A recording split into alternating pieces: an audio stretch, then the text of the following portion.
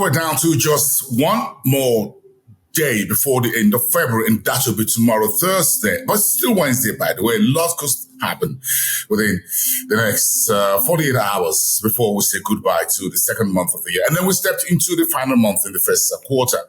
Good morning, everyone. Let's check in through your trading day. The Nigerian stock market slumped sharply, 1.4%. On Tuesday, the central bank delivered a jumbo rate hike, 400 basis points, taking the country's headline interest rate to 22.75%, the highest in recent history. So let's take that on.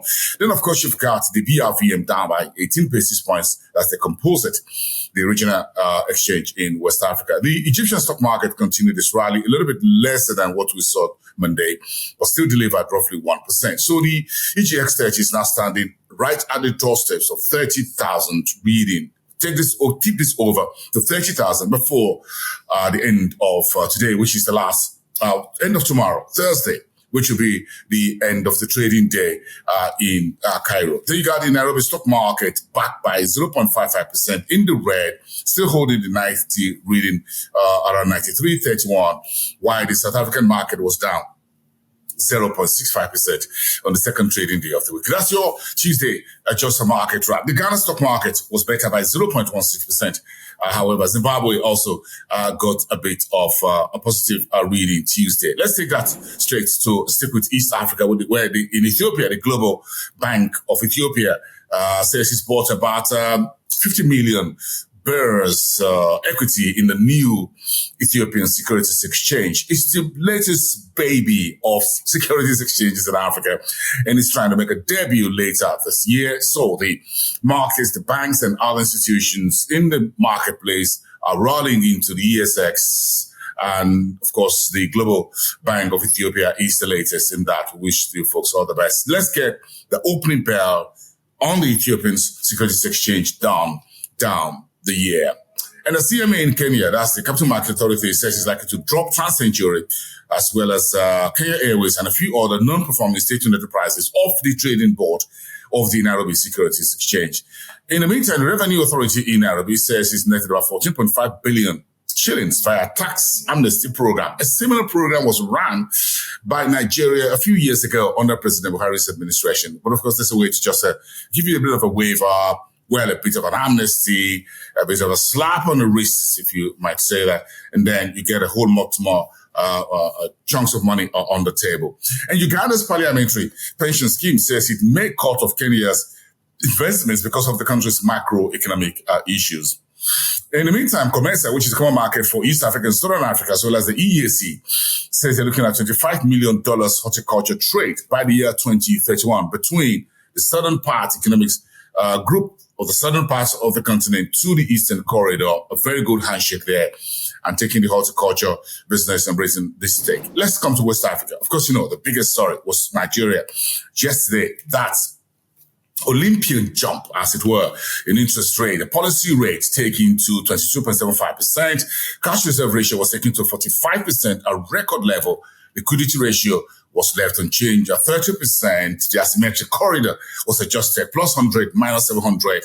The whole of liquidity tightening on the Naira side, while the central bank announced is resuming the sale of foreign currencies to brother change, $20,000 per each brother change, 785 odd numbers of them in the country. That would be around $15.8 million every week that the central bank is pumping into the brother change to mitigate the declining value of the Naira against the US dollar in particular. That's the news overnight. And of course, you got the stock market down yesterday. Over-the-counter markets, the NES was also down about 1%. Then you've got the Naira also down to 1,600 on the dollar at the official window.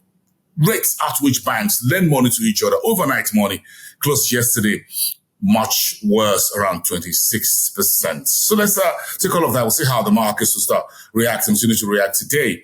Banking stocks were the most hit yesterday on the Lagos Stock Exchange. Ghana's external debt program rejigging or restructuring will soon be done. And that's according to President Nana Akufo-Addo of Ghana, sounding confident. And the IMF also gave a bit of fillip to that, since that the country's economic progress is on track and that there are signs of stability in West Africa's commodities-rich economy.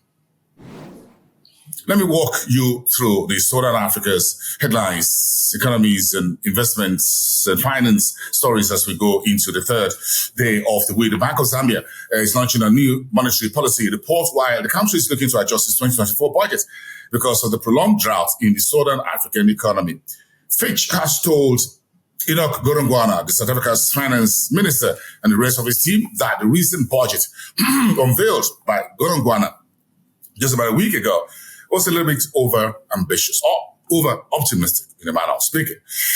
In the meantime, the agri export for South Africa was up 3% to about $13.2 billion for the full year 2023, while Maputo Port says is looking at a deal to invest about $2 billion in Mozambique. All of that in the news this morning. On this day, let's take you to North Africa and just check in with the headlines with Orange of Middle East and Africa, framing up its collaboration with MIGA. That's the Multilateral Investment Guarantee Agency of the World Bank to further support technological advancement and using mobile money and all of that. All the interventions of MIGA in Northern African corridor.